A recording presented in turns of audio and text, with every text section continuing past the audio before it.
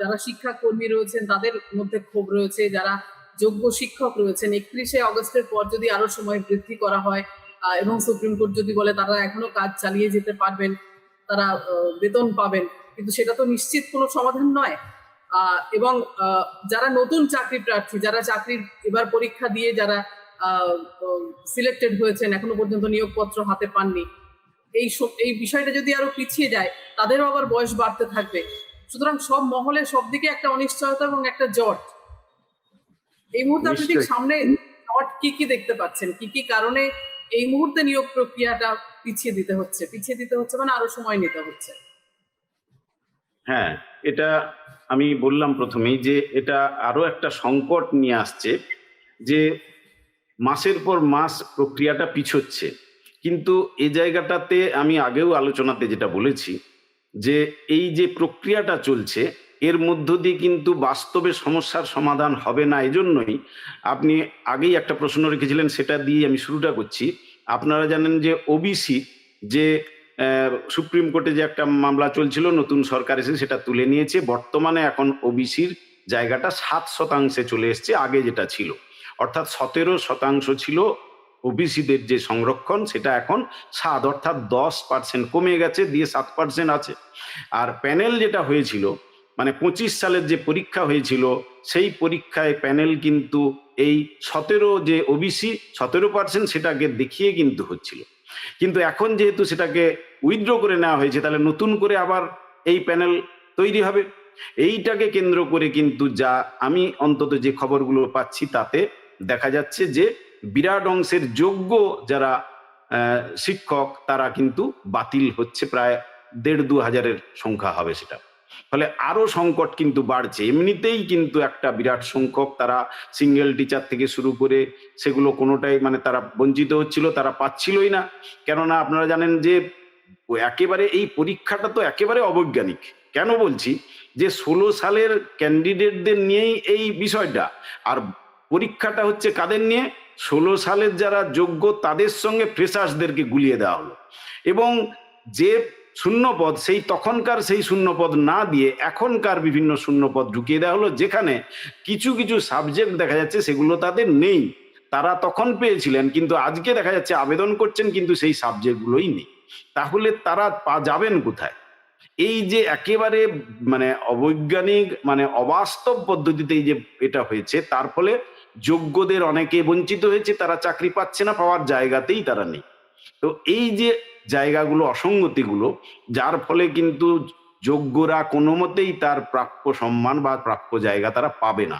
এ জায়গায় আমরা যে দাবিটা জানাচ্ছি স্পষ্ট, যে যেটা করতে হবে সরকারকে, একমাত্র সমাধান যদি সঠিকভাবে করতে হয়, তাহলে সরকারের পক্ষ থেকে শিক্ষা দপ্তরকে, সরকার তো সরাসরি যেতে পারবে না, শিক্ষা দপ্তর রয়েছে, এসএসসি এবং বোর্ড রয়েছে, মধ্যশিক্ষা পর্ষদ, তারা সেখানে গিয়ে জানাবে, যে এসএসসি বিশেষ করে তার প্যানেলটা নিয়ে বলবে যে এই যে তালিকা এবং যোগ্য অযোগ্যের তালিকা আগের বারের সরকার যেটা করেনি সেটা আমরা পেয়েছি এবং সেটাই দিচ্ছি, সিবিআই এর রিপোর্ট ইত্যাদির ভিত্তিতে কিউরেটিভ পিটিশন তারা করবে, এবং যার মধ্য দিয়ে যোগ্যরা তাদের এখন যে জায়গায় যোগ্য শিক্ষক এবং শিক্ষাকর্মী যেখানে যেখানে তারা ছিলেন সেখানেই পুনর্বহাল করা হবে তাদেরকে সসম্মানে।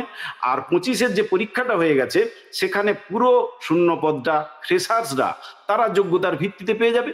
তাহলে কি হবে, যে সকলেই কিন্তু তার প্রাপ্য জায়গাটা কিন্তু পাবে। আর এ যদি না হয়, এই জট যদি না খোলা হয়, তাহলে কিন্তু এই জটকে দেখিয়ে ওই হাইকোর্ট আর সুপ্রিম কোর্ট দেখিয়ে এই চলতে থাকবে বছরের পর বছর। এই যে শুরু করলাম আমরা, এভাবেই চলবে, নিয়োগ আর হবে না, নিয়োগ থমকে যাবে। আপনারা জানেন এখন এই যে সারপ্লাস ট্রান্সফার শুরু হয়েছে, যে অতিরিক্ত নাকি হয়ে যাচ্ছে শিক্ষকরা ইত্যাদি বলা হচ্ছে। অতিরিক্ত কি করে হচ্ছে? যেসব স্কুলগুলো ভরপুর ছিল আজকে কেন সেগুলো খালি হচ্ছে? আপনারা জানেন যে প্রাথমিক বিদ্যালয়গুলিতে শ্রেণী অনুযায়ী শিক্ষক নেই, সেখানে 1-2 দিয়ে চলছে, আর শিক্ষাকর্মী তো নেই। প্রাইমারিতে আপনারা জানেন গ্রুপ সি গ্রুপ ডি নেই একটা। আর পাশাপাশি বেসরকারি স্কুল দেখুন, সেখানে 50 জন 30 জন 40 জন স্টাফ রয়েছে, তার মধ্য দিয়ে স্কুল চলছে, কম মানে এর থেকে বেশি আছে, কম নয়। তাহলে অভিভাবকরা কোথায় যাবেন? যেখান থেকে তার সন্তানরা শিখবে সেখানে তো যাবে। একজন যদি শিক্ষক যদি চানও তার সঠিকভাবে তার জায়গাটা তিনি দেবেন, সেটা কি সম্ভব? ওই একটা প্রাইমারি স্কুল হোক বা আপার প্রাইমারি, যেখানে জুনিয়র স্কুলগুলো দেখবেন সেখানে এইরকম করে 2-3 জন করে শিক্ষক দিয়েছে, আর নেই। তাহলে এই রকম আবার আপনি এইচএস স্কুলে যাবেন, 3 জন করে সাবজেক্ট বহু যেগুলো আপগ্রেডেশন হয়েছে সেখানে 3 জন করে টিচার দিয়েছে, তারপরে আর দেয়নি। নিজেরাই ওই নর্মাল সেকশনে যারা রয়েছে তারাই কিন্তু আজকে এইচএস সেকশন চালাচ্ছেন, আর তাদেরকে বলা হচ্ছে নাকি আপনি সারপ্লাস। তাহলে এইচএস সেকশনটা 13টা-14টা করে সাবজেক্ট চলে, সেখানে ওই নর্মাল সেকশনে যারা রয়েছে তারাই কিন্তু ওই ক্লাসগুলো নিয়ে তবে গিয়ে ওই এইচএস সেকশন টিকিয়ে রেখেছে। আজকে বলছে এইচএস সেকশন হিসেবে নেই, হিসেবটা হচ্ছে 5 to 10, মানে মাধ্যমিক স্কুলগুলোর কথা বলছি, 5 to 10 তাদেরকে 35 দিয়ে ভাগ করে দাও, দিয়ে সোজা সবটা যোগ বিয়োগ গুণ ভাগ করে বাস আপনি হচ্ছেন সারপ্লাস। তাহলে স্কুলগুলো চলবে কি করে? প্রাইমারি স্কুলগুলো চলবে কি করে? তাহলে পরিকাঠামোটাকে যদি ডেভেলপ করে, বরং সরকারের যে দৃষ্টিভঙ্গিটা হওয়া উচিত যে যেটা আছে তাকে বরং আরো ডেভেলপ করে আরো শিক্ষক দিয়ে বেসরকারি স্কুল থেকে যাতে আবার ফিরে আসতে পারে এই সরকারি স্কুলে, সেই চেষ্টাটাই তো করা উচিত।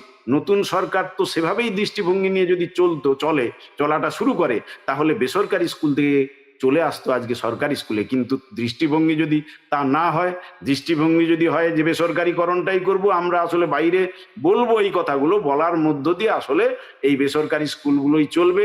ওই বড় বড় যারা ওই যে শিল্পপতি বলি বা বিভিন্ন মালিকরা, তারা ঝাঁ চকচকে স্কুল খুলবে, আর সেই সব জায়গাতে কারা যাবে? যাদের অর্থ আছে তারা যাবে, আর ওই পড়ে থাকবে যারা অর্থ নেই, সামান্য ইনকামের মানুষ, তারা পড়ে থাকবে। এই তো হচ্ছে শিক্ষা ব্যবস্থা। তো এই জায়গাটাতে যদি 16 সালের যদি জট না খোলা হয়, তাহলে কিন্তু এর মধ্য দিয়ে শিক্ষা ব্যবস্থাটাও কিন্তু সেই একইভাবে, যেভাবে প্রাইমারি স্কুলের যে শিক্ষা ব্যবস্থা ধ্বংস হয়ে গেছিল, আজকে মাধ্যমিক স্কুল কিন্তু এক ধাক্কায় বেসরকারিকরণের দিকে যাচ্ছে। এবং এই কয়েক বছরের মধ্যে পাড়ায় পাড়ায় দেখবেন প্রচুর, মানে এক একটা এলাকায় মাধ্যমিক স্কুল গজিয়ে উঠেছে। তাহলে সেই যদি হয়, তাহলে কোনো মতেই যে আগামীতে যে নিয়োগের কথা আমরা বলছি, নিয়োগ কোথায় হবে? স্টুডেন্ট যদি সেখান থেকে সরকারি স্কুলগুলো থেকে বেরিয়ে যায়, ওই যে সারপ্লাস আজকে দেখাচ্ছে, তাহলে সেখানে নিয়োগ করার জায়গাই তো থাকছে না। ফলে এই যে ওবিসি ব্যাপারটা বললাম, ওবিসি ব্যাপারটাকে কেন্দ্র করে সেখানে আরো যোগ্যদের অনেকের কিন্তু ছাঁটাই হওয়ার জায়গা নিশ্চয়ই। তার প্রক্রিয়াগতভাবে ওবিসি কাকে রাখা হবে না হবে এসব ব্যাপার রয়েছে, সেটাতে আমি ঢুকছি না। কিন্তু যোগ্যদের যদি ফিরিয়ে আনতে হয়, তাহলে কিন্তু একমাত্র এটাই পথ যে কিউরেটিভ পিটিশন তারা করুক এবং যোগ্য অযোগ্যের তালিকা তারা ফেলে দিক কোর্টের কাছে, এবং তারা বলবে যে রাজ্য আমরাই দায়িত্ব নিচ্ছি, এই ব্যাপারটা সমাধান আমরা করে দিচ্ছি, এবং তথ্য সেগুলো সুপ্রিম কোর্টে তারা ফেলে দেবে।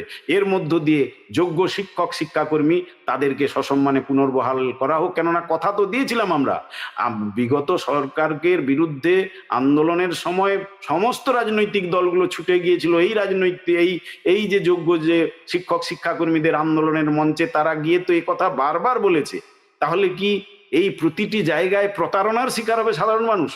তাহলে মানুষ বিশ্বাস করে তো তাদেরকে নিয়ে এসছে, তাহলে তারা সে দায়িত্ব পালন করুক। এইটা করার মধ্য দিয়ে যোগ্য শিক্ষক শিক্ষাকর্মীরা তারা পুনর্বহাল পাক সেই বিদ্যালয়গুলোতে। আর বাকি যে 25-এর পরীক্ষা যেহেতু হয়েছে, এখানে ফ্রেশার্সরা তারা আরো বেশি করে সুযোগ পাক, কেননা ভ্যাকেন্সি প্রচুর রয়েছে। এবং তারপরেও আজকে যারা উচ্চ শিক্ষিত, আজকে মাস্টার ডিগ্রি করেছে, কেউ গ্র্যাজুয়েশন করেছে, বিএড করে আছে, তারা এসএসসি প্রতি বছর হলে কিছু না কিছু তারা যোগ্যতার মধ্য দিয়ে যে তারা পেত কাজ, সে জায়গাটা কিন্তু স্তব্ধ হয়ে আছে। এই স্তব্ধের জায়গাটাকে কিন্তু খুলতে গেলে এই 16 সালের জট যদি না খোলা হয়, তাহলে কিন্তু অনেক বেকার আজকে আশা করে বসে আছে যে নতুন সরকার এসছে, নিশ্চয়ই এবারে অ্যাডভার্টাইজমেন্ট হবে। কিন্তু অ্যাডভার্টাইজমেন্ট হবে কি করে যদি না 25-এর এই নিয়োগ হয়?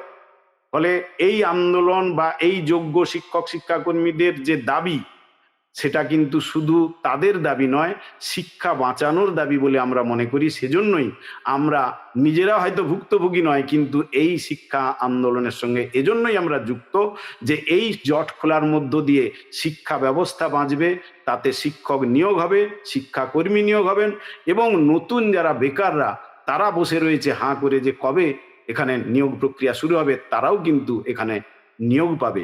এই জায়গাটা নিশ্চিত করতে গেলে সরকারকে তো সদিচ্ছার সঙ্গে এই ভূমিকা নিতে হবে। তা যদি না হয়, তাহলে কিন্তু কোনোভাবেই এই জট খুলবে না। আমরা দাবি করছি সরকারের কাছে, আবেদন করছি এই জায়গাটা তারা করুক, তাদের যেটা করণীয় সেটা তারা করলে নিশ্চয়ই এই জট খুলতে পারে। কিন্তু তা যদি না করে, তাহলে কিন্তু মানুষের হাহুতাশ থেকে, তাদের হতাশা থেকে, তারপরে জায়গাটা বুঝতে পারছেন যেটা ময়দান পড়ে রয়েছে, সেই ময়দানেই কিন্তু মানুষের জমায়েত বাড়বে ক্রমশ।